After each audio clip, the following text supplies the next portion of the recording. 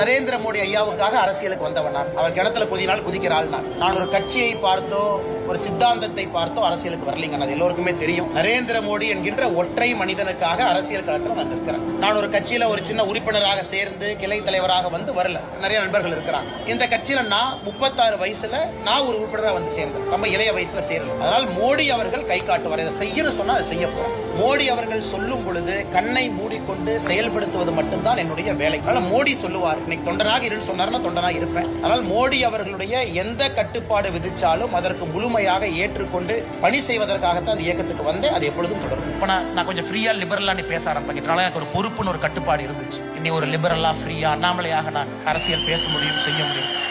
அது எப்பவுமே ஒரு அரசியல்வாதிக்கு அந்த அடிச்சு ஆட வேண்டிய அந்த பாக்ஸிங் கலை எப்பவுமே ஒரு அரசியல்வாதிக்கு தேவைப்படுது. அதனால கொஞ்சம் பேச்சு ஸ்டைலையும் நம்ம மாத்திரணும். நீ பக்குவமாக பேசுறதுக்கு நயினார் இருக்கிறான்.